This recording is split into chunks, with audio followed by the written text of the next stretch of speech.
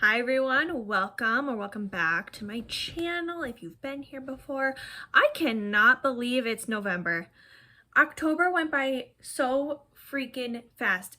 I did get a lot of good reading in though. So, yeah, we're already a week into November, so I'm a little bit behind per usual. But I just worked nights all the past week, so my sleep schedule is a little messed up right now. It's like 9 in the morning. I woke up at 4 a.m. That's the life of a nurse, guys. That's the life of a nurse who works days and nights. As I was saying before I was rudely interrupted, today I'm gonna be filming my wrap up for you guys for all the books I read in October, and I read a lot of good books. Look at this dog. I can't even. She's so stinking cute. She's so annoying sometimes. Anyway, if you've been here, okay. If you guys have been to my channel before and you've seen my wrap-ups before, you will know that I love to go through my stats for the month. So, let me pull them up here. For the month of October, I read 14 books. Good for me. I've read 1,124 pages and I listened to 100 hours exactly. Just like last month. Weird. My average rating was a 4.08. That was pretty good. For the genres, I had 1 graphic novel, 2 horrors, 7 mysteries, 2 nonfiction, a romance, and a thriller. I really went in with the mysteries this month. Audience-wise, I have 8 adult books, 1 children's book, 2 middle grade books, and 3 YA books. And for my ratings, we had 1 book that I decided not to give a rating to, which you'll see, 2.5 star, 2 3.5 stars, 6 4 stars, 1 4.5 book, and then 3 5 stars. So, which those are pretty good ratings, if you ask me. I feel like out of all of these books, like I have very good feelings about most of them. So in my mind, it was a good reading month. That's how I decide. Simply how I feel about things overall. So why don't we get into it here? Because we're already a week into November. Some of these books, it has been over a month since I've read them. So bear with me a little bit. So the first book that I finished in the month of October, I talked about in my September wrap up actually, because I had finished it literally like 20 or 30 minutes into October 1st. And it is The Box in the Woods by Maureen Johnson. I rated this a 4 star. This is the 4th book in the Truly Devious series. The series is following, oh God, I don't even remember what her freaking name is. Stevie. I should have known that. So the series is following Stevie Bell and her friends. The first 3 books, they're at this like prestigious academy. So if like you like dark academia and mysteries, that could be your thing. You might like that. The first 3 books are like a trilogy, and then The Box in the Woods and 9 Lives, which I'll talk about after this, are like separate spin-offs but still in the same series because it's following like all the same characters and stuff, which was very confusing to me at first. But now that I understand what we're doing, I get it. I got you, Maureen. I got you. So this one is following Stevie gets invited by this guy who wants to solve like this cold case. Actually, both this one and the 9 Lives are cold cases. 9 Liars. Why do I keep calling it 9 Lives? 9 Liars. This one is following like this cold case about these 4 kids that were in the woods and they all died, essentially. And there's like this box related to it that called The Box in the Woods. That's how it got its name. But anyway, so this guy wants to, he's like trying to make it seem like he's like out to help this small town cold case situation, but he's not. He's just in it for himself, I'm sure. I've read the book. I would know. Stevie's gonna, well, she does help solve the case. What I like about this series is like the friendship dynamics between everyone. And like I said, same thing goes for Nine Liars. I should just talk about them, these two books, like together, because I gave that one 4 stars too. Just like the friendship between these 4, or not 4, oh my god, I don't even know where I got that number from. These friends. There's a 5 friends? I don't even know at this point. But like the relationships between all of them and how they're like all have different feelings about each other. And Stevie as a character, I think she's great. I will say in Nine Liars, I do feel like I can't even say that because I read all 5 of the books in the series within like a week of each other, within like 5 days. Literally, I read 1 a day, basically. So it's a very I thought it was very addicting to read from. I should say in Nine Liars, that one, Stevie's boyfriend, slight spoilers for the rest of the series if you haven't read it yet, but her boyfriend goes to live in England, I think, and he has been gone for a while from the school, and so she misses him. They're in long distance relationship. It's too hard, and so he invites her and the friends out to come visit, and then she gets roped into solving another cold case that involve these like 9 thespian comedian type people, and they're all liars. So overall, I think it's a pretty good series, obviously because I read it all within like a week. Also wondering when the next book is gonna be, simply because the ending of Nine Liars could make some people mad. Okay, that's all I'm gonna say. Could make some people mad. So that's that. Moving on, we have a reread, which I haven't reread a book in quite a long time, but Finley Donovan is my comfort series. I don't really rewatch shows. I've rewatched Supernatural a couple times, but I haven't even watched it all the way through whenever I have watched it. But like people who like rewatch Friends all the time, or Parks and Rec, or The Office, like I just never really understood that. I don't know. It's just not my thing. Maybe it's because those shows just aren't really my thing. But Finley Donovan is Killing It is it's probably my all-time favorite book. I think this is the 4th time that I've read it now. If you haven't heard of this book, it's following Finley Donovan. She's an author, single mother. She is in the process of writing her next book, and she is like pitching it to her agent, I think, at a Panera. And it's not even pitching it, but like they're just kind of saying like, hey, you need to write your book. And a lady overhears it and thinks that she is a hitman, and she gets roped into killing off that lady's husband somehow. If you know, you know. Yeah, I just love this book. I just love Finley Donovan. I love her and Vero. That's her like nanny that becomes like her live-in nanny and her friend. I love her and the bartender. I love her and the cop. I just, it's my favorite book. I just love it.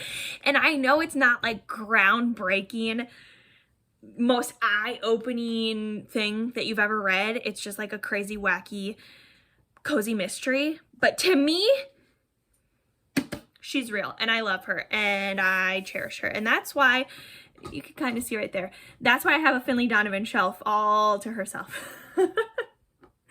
At least until I run out of room on my bookshelves and need more space. But now she's back on the shelf with her girlies where she belongs. She's had to sit on this shelf, which is my wrap up have read shelf for the month. So, well, now if you ever see that in future videos, you'll be spoiled. But yeah, she can be back over there. Moving on, the next book that I have here is The Fairfleet Affair, the A&A Detective Agency Book 1 by K.H. Saxton. This is a middle grade mystery book. Let me double check on my rating here because I think I gave it a 3.5 star. Yeah, I gave this a 3.5 star.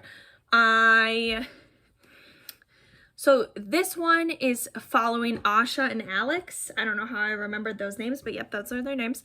And they have a detective agency and then a prominent figure in their town. He's like the director of the museum, goes missing.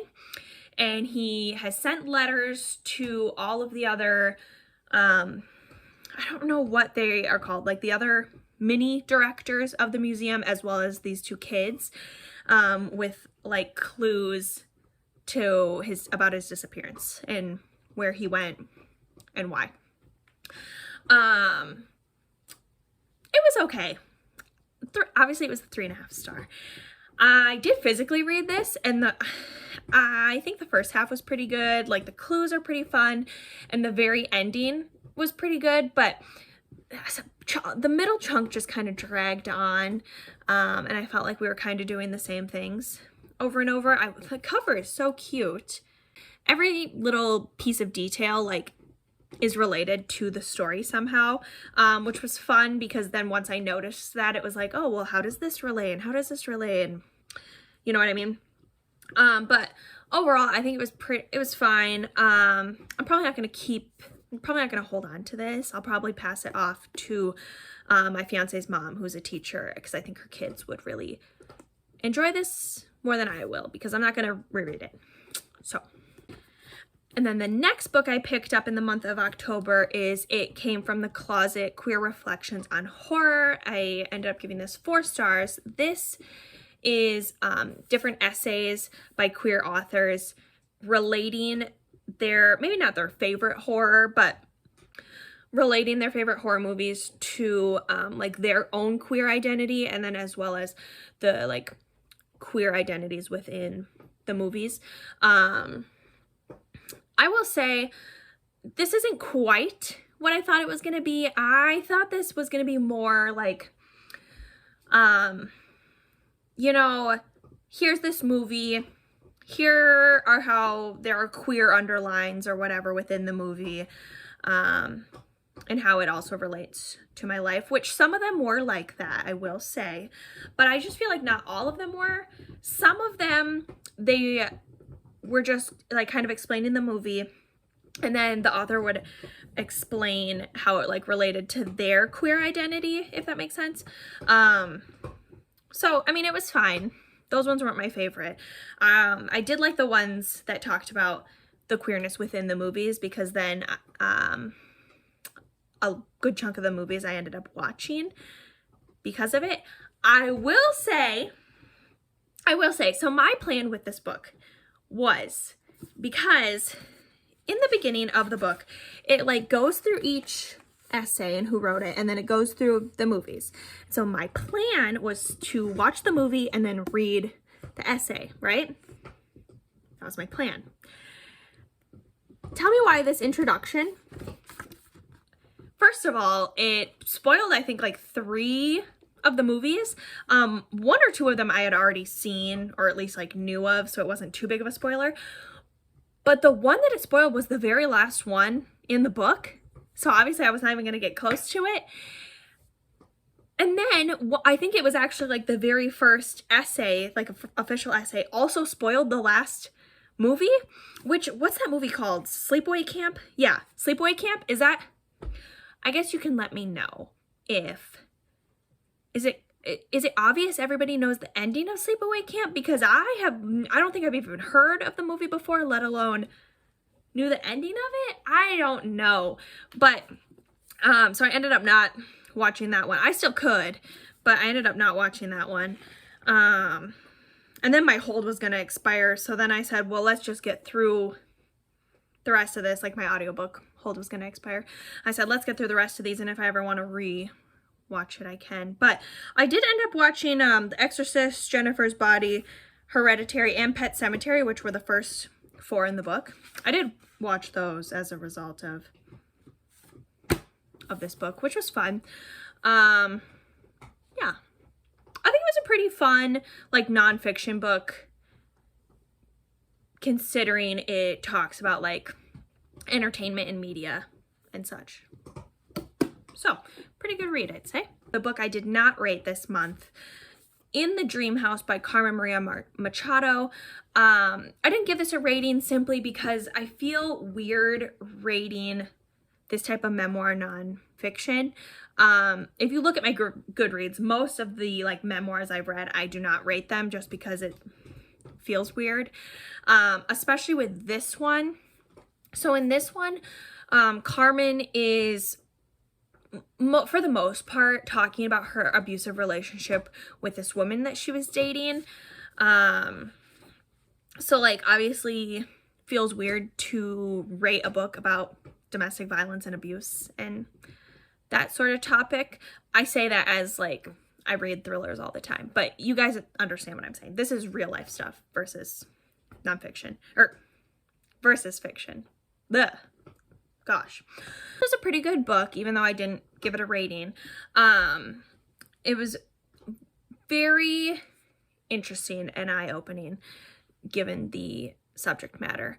And it's also written very interestingly, especially for a memoir, because each chapter, let me see if I can find a different page, is like, the chapter headers are interesting. So this one says Dream House as doppelganger, Dream House as high fantasy, Dream House as lesson learned, Dream House as American Gothic, and just kind of goes into different things about their relationship and like, yeah, I don't really know what else to add to this book, except for, you know what, actually I do have one thing to add. I think this book, the ratings on Goodreads are harsh, okay? Which you know what, if you personally like to rate nonfiction and memoirs, that's fine. I've obviously already told you my stance on it. But so many people in the comments and the reviews were leaving 1-star ratings for this book, saying how the author was whiny and how she wants to be a victim and how she has to get over it, and like really gross, disgusting stuff. I'm gonna be honest with you. So if you do end up picking this up, just be very cautious of what other people are saying about this book, because it's very gross. Moving on to a book I am very excited to talk about, Wildfire by Hannah Grace. 5-star, 5-star, 5-star, 5-star, 5-star. So cute. This is the second book in the Icebreaker series. In this one, we are following one of the boys from the hockey team and a girl that he hooks up with at a party, and then they end up going to a summer camp. Excuse you. They end up going to a summer camp and are camp counselors together, and one of the rules of the camp is like, no, I'm gonna mess this word up, but no fraternization between the counselors. Obviously, like, a bunch of people are probably doing that anyway, just saying. But yeah, so this one is following Russ and Aurora, 2 camp counselors, and it's like a one-night stand to friends to lovers type of story, which I don't think I've read a book like that before, but it was good. Let me tell you, it was so good. I just love the relationships that Hannah Grace has written so far. Makes me really excited for anything that she writes in the future. Super sexy and healthy relationships, and I am here for it. So one night before, like when they're just friends, there is a thunderstorm, and Aurora is terrified of thunderstorms, and she ends up having to like sleep in her cabin alone because her other camp counselor friend that she shares a bunk with has to watch the kids that night. And so she's alone in the cabin, and she gets really scared, and she runs through the woods in the rain to his cabin to be with him. And when she goes to knock on the door, he's not there. And she turns around and he's walking back to his cabin because he was going to her cabin to make sure she was okay. It was so cute. It was so cute. And then, I know this isn't everybody's thing, and obviously it has to be done right. The epilogue, let me double check. The epilogue of this is written 9 years in the future, which some other people can write it good, some other people can't. Hook, line, and sinker, I'm looking at you because you made me a little annoyed, but that's fine. I still thought it was cute. And the epilogue of this was very cute, and it shows like all the friends in the future coming to celebrate the two of them. It was just really sweet. And then also it makes me really excited because it gave me the impression that Henry's story is going to be next, which would be so adorable. I'd be here for that. Hey guys, editing me. Yes, I did film this like 2 weeks ago, and then I had to work, and then I got sick for over a week. But it's okay. We're on the mend, I think. I don't know. I'm psychic or something because like I should have looked up the exact date, but like a week ago from today, probably like a week after I filmed this, Daydream by Hannah Grace actually got announced, and it is in fact Henry's story. So you guys can thank me for being psychic because I knew his story had to be coming. And look how cute the cover is. I'm so excited. Obviously, this is an anticipated, highly anticipated release for 2024. So back to the video. Another 3.5 star this month, Beetle and the Hollowbones by Eliza Lane. This is a graphic novel. Let me show you some of the pictures. This is a graphic novel following Beetle, and she has to save her friend Blob Ghost from the mall because Blob Ghost is tied to the mall and the mall is going to be torn down. Essentially, this is just a story about friendship, but there is also a queer little love story romance going on in here, which was really cute, as well as like finding yourself and being confident in yourself and believing in yourself. So, as I said, this was a 3.5 stars, so it was just okay. I think the art style was really cute and the ending of the story was really cute, but like now that I finished it, I'm not going to be thinking about this book in the future. But one book I will be thinking about for a long time in the future, The Last Devil to Die by Richard Osman. 5 stars. Oh my gosh, this book is so freaking good. I will say, okay, maybe I should say, so this is the 4th book in the Thursday Murder Club series. This is the last one that we're going to have for a while because Richard Osman's going on a hiatus and he's going to write a different series for a little bit, which makes me very sad, but I'm sure that'll be just as good. This series, we're following 4 elderly characters who live at a retirement home solving crime, basically. This one of their friends ends up getting this box on Boxing Day, and there's drugs in it, and he dies as a result, or is killed, I should say. But to me, this series is more about the friendship between all 4 of the characters and each other, like between all of them, and like what it's like to grow old and those sort of feelings about life. And I might not remember the actual mysteries surrounding each of the 4 books in this series, but I always remember my feelings towards them, okay? And my feelings towards all 4 of the people, and I love all of them. They're so great. This one especially, if you haven't picked it up yet and you are in the middle of reading the series, please pick it up. It's so good. You know what? I'm looking at like Meg with books, okay? She has this thing where she won't read a book because she knows it's going to be a 5 star, okay? If any of you are doing that, knock it off. Don't do that to yourself. If you're excited about a book, pick it up, okay? Because you know what? Even if you really like it, guess what? You can reread it. Rather than saving it for like a year, you could have read it a couple times by then. I'm just saying. And I'm so glad that I didn't wait any longer to pick this up from when it came out. So this was one of my highly anticipated releases. Obviously lived up to my expectations. I think it lives up to the hype that it's been getting.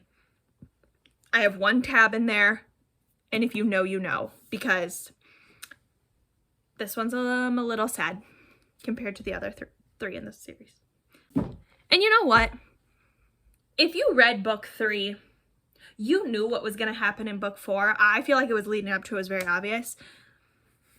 It didn't hurt any less. Moving on to My Best Friend's Exorcism by Grady Hendrix. This was a 4-star, yes, before I misspeak. This was a 4-star read for moi. I haven't read any of Grady Hendrix's books, and then after I finished this one, I heard it was like his best one. So I don't know what that means for me and him in the future. This was a good book. I buddy read it with my friend Hannah. Hannah, if you're watching this, hi. This one is following these 2 girls, best friends in the 80s. Something happens one night after they do drugs and attempt to go skinny dipping, and then they have to do an exorcism on her, basically. This book is horror, but it's very campy horror. Like, for example, at one point, the guy doing the exorcism is wearing like a Hawaiian shirt and a neon pink fanny pack or something like that. It's just so silly, goofy, and like reads like a movie. Like I could picture, I mean, I can't actually picture things, but you know what I mean. I could picture someone making it into a movie. Actually, isn't this a show or a movie already? I just watched the trailer for My Best Friend's Exorcism because, yes, they did turn it into a movie last year. And it looks so good. The IMDb rating is not good. It has a 5.3 out of 10.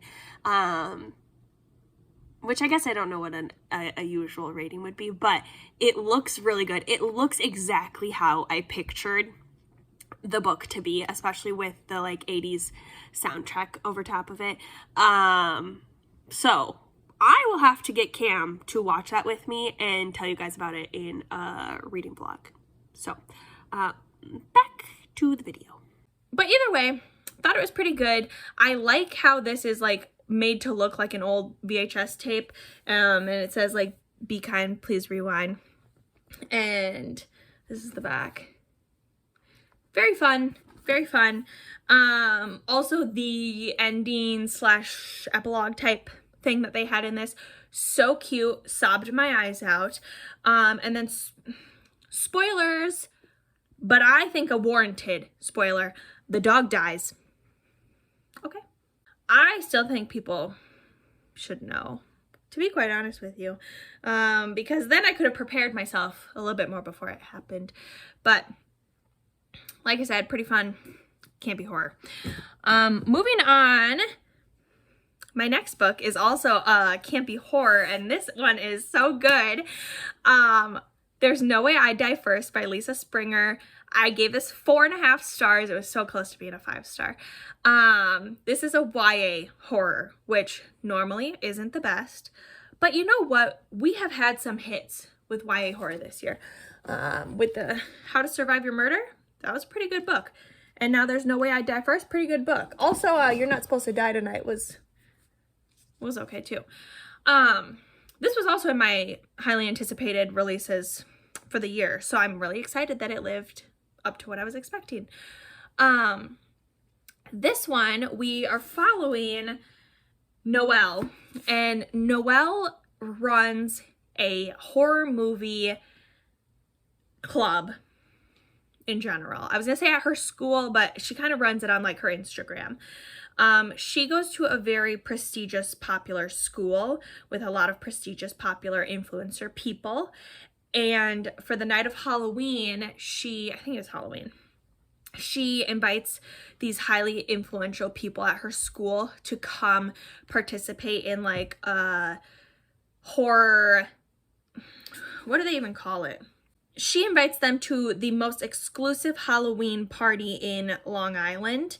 And they're gonna watch like horror movies, they're gonna play hide and seek, there is a clown that's gonna come, and like different fun Halloween things, right? Except when the clown shows up, he's actually a killer clown who wants to kill all of them while they're playing hide and go seek.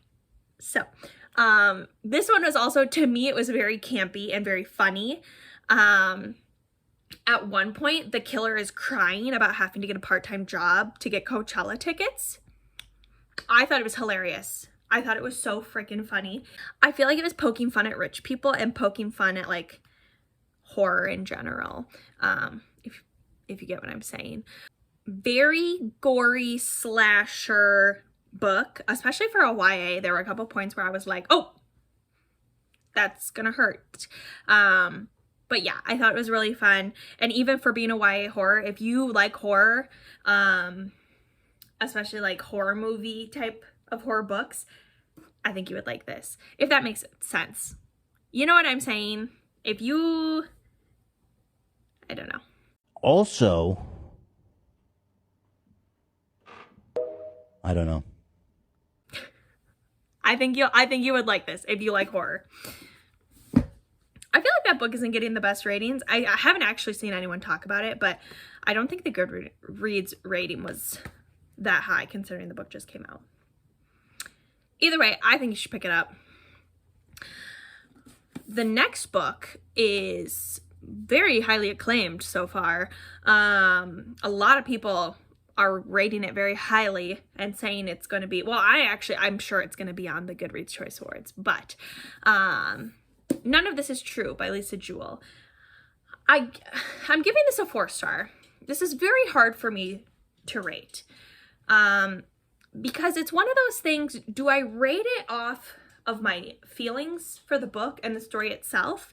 Or do I rate it off of how, like, fun I had with it?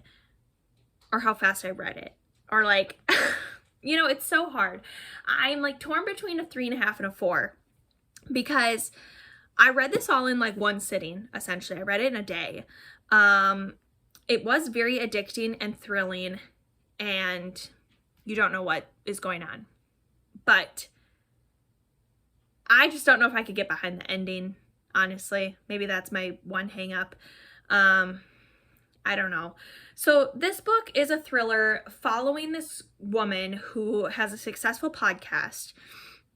And on her 45th birthday, she goes out to dinner and she meets her birthday twin who was born the same day as her in the same hospital.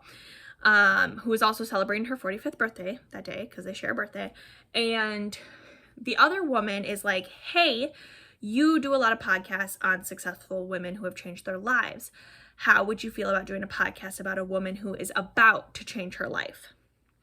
And the other podcast girlie jumps on board. They start a podcast. There is a podcast element to this, which was fun. The audiobook of this was pretty good. But like I said earlier, the ending leaves you in one of those, like, what's the truth category, hence the title, None of This Is True.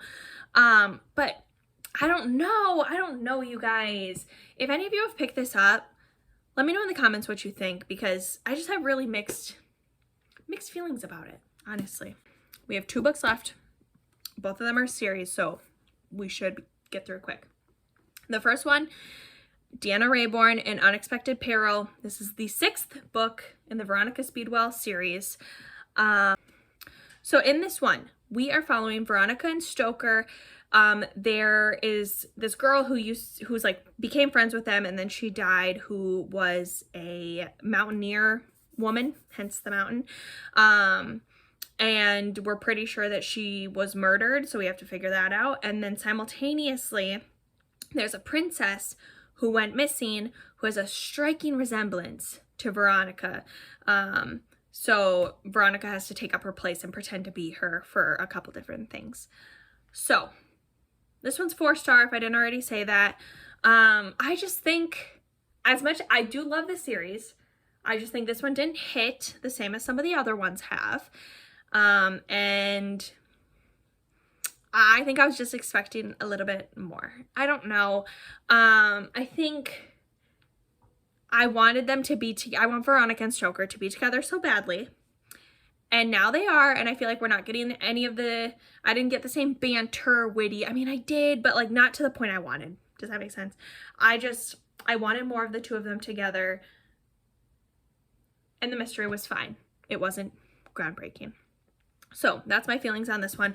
Obviously, I still really like the series, and I'm really excited to get to the 7th book, which is, I don't know what it's even called. Something Imposter. I don't know. But yeah, that's how I feel about that. And then moving on to the last book that I read, it was a Nancy Drew book, The Mystery of the Ivory Charm. This is the 13th book in the Nancy Drew series. This one I have been reading since July. Yes, you heard that right. I've been reading this for like 3 months. It was fine. Honestly, actually, it was a 2.5 star. It was one of my least favorites that I have read. Most of them are like a 3-star read. They're fine. They're very nostalgic reads for me because I read them when I was a kid. This one was just weird to me because there's like child kidnapping and abuse and probably animal abuse because there's like a circus going on. And there's this little boy from India. He was the one that was kidnapped, and his parents got killed by the man who kidnapped him, I'm pretty sure. And then the man is like in the circus and abusing the little boy from India. Some of these books, the age is showing because what the heck was the author thinking when they wrote this? Okay, that's that. Welcome, Bernie. I'm almost done. Yeah, either way, I mean, if you've seen some of my other videos, I've shown my Nancy Drew collection in general, and I have a lot more to get through. So, good to get this off the list. So, there you have it. Those are all of the books I read in October. I hope you enjoyed this video. Let me know what you read in October, what you're hoping to pick up in November. Are you excited for Christmas? Are you sad that Halloween is done? Because I am. Are you excited that Taylor's 1989 Taylor's version is out? Because I am. Yeah. I hope you guys are having a great night, day, evening, whatever. And I will catch you in my next video. Over and out.